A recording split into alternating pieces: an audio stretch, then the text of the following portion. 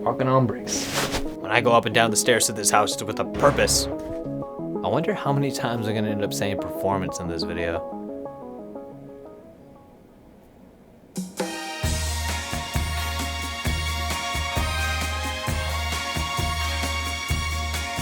So this one's gonna be a little different. I got a movie that's been on my mind and I wanna talk about it. So if you'll indulge me for the next 5, 10 hour, the next amount of minutes I feel like editing this thing, I'd like to talk to you about a movie called Fury, written and directed by David Ayer back in 2014. Yeah, I'm gonna talk to you about a movie from 2014 and 2021 because that's just the state of my mind right now. It's been over a year, the world's still ending. I'm gonna take it back a bit. David Ayer, who himself was a service member, was a good choice for this movie and honestly surprised the hell out of me. Up until then, he had a hit and then he had movies. You know what I mean? His filmography was a little questionable, but he knocked it out of the park with Fury. And the entire success of this movie critically was because of the casting, which is strange because when you have Brad Pitt, Shia LaBeouf, Logan Lerman, Michael Pena, and Jon Bernthal, I don't really know how else to say this, but that's such an odd group of people. You put them inside a condensed metal box and tell them to act their asses off and they're gonna deliver. It turned out amazing. Leading into the production of this movie, David Ayer actually put on a 3-month-long preparation training period for each of the actors, and that actually included a 1-week boot camp designed by actual Navy SEALs, where allegedly they were pushed physically, emotionally, and at some point given only 2 hours of sleep a day. Logan Lerman has even mentioned that David Ayer had them literally sparring with each other to wile them up and get them in a violent headspace for their performances. Speaking of Vanity Fair, quote, all of us getting together at 5 a.m. and working on techniques, and then just getting into a ring and fighting each other. It was part of our whole violent psychological training for going to war. An elephant in the room is gonna be Shia LaBeouf's casting. See, around this time, we had already had it up to here with Shia LaBeouf and his nonsense. For reference, I am not famous anymore. Society had decided that enough was enough of LaBeouf, and I myself was skeptical until I saw the film, and I could not get enough of this guy. When discussing the movie itself, the first thing I always end up bringing up with people is that it's not your traditional war movie. You're not gonna get the action-packed thrill ride that you kind of associate with that genre.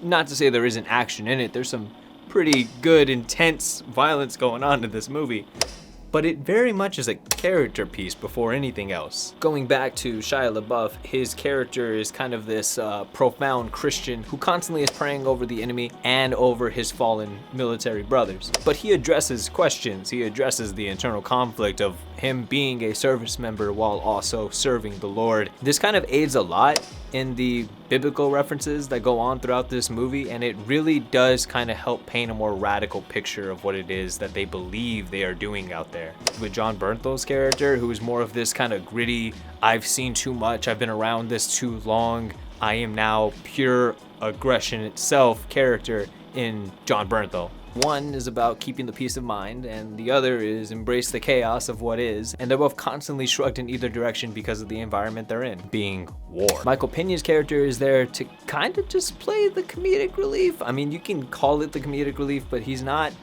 a comedic performance by any means, but if you had to put pen to paper to describe it, it's the closest thing to a comedic relief character you're probably gonna get in the entire movie. And he does a very good job of sliding into the comedy, but also very much showing the emotion behind yet another member of this tragic crew. He kind of is always there just to say things that other members are clearly thinking. But the main story follows the growth between Logan Lerman's character Norman and Brad Pitt's character War Daddy. See, Norman joined because he was going to serve in a very different way. He was going to be typing away surrounded by AC, helping from behind the scenes.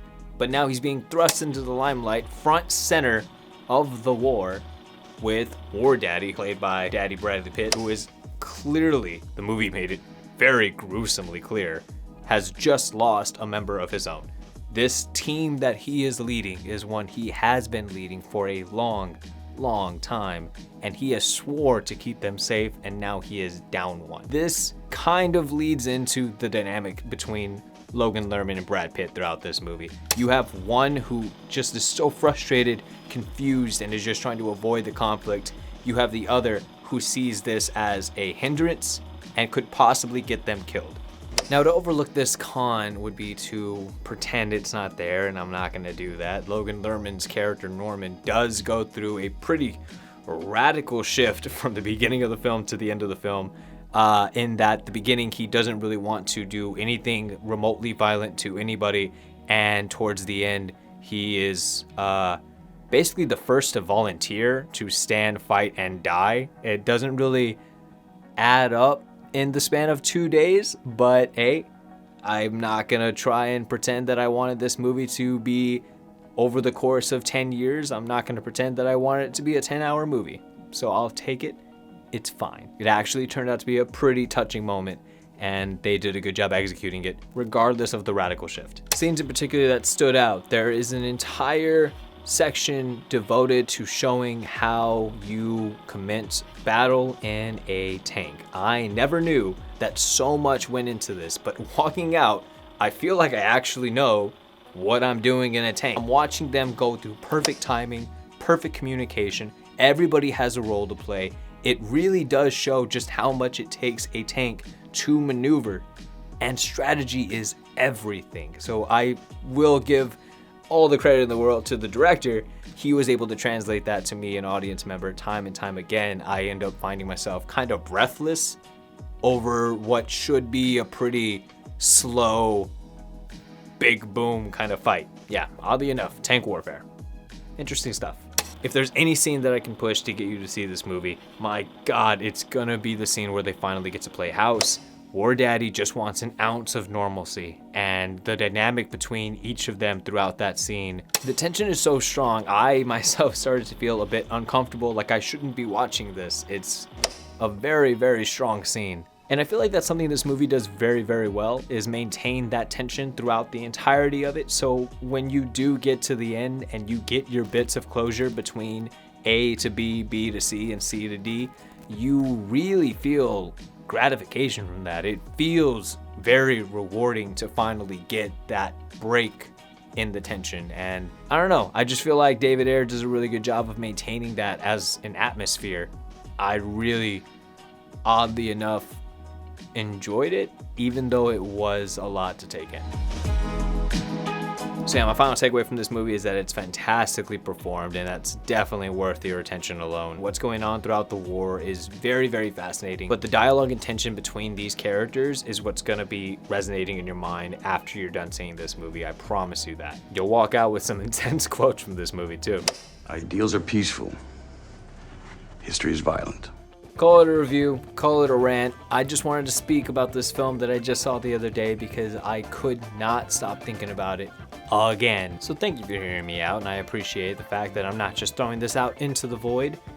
Somebody's bound to pick it up eventually. And if they do, hopefully they see Fury and enjoy it too. If I can ask something, I mean, you've gone this far, go ahead and like, maybe share this, maybe subscribe, because I'm hoping to do more of these and talk about other movies that are constantly on the rotation, or at least on my mind. But that is all I have for you on this one.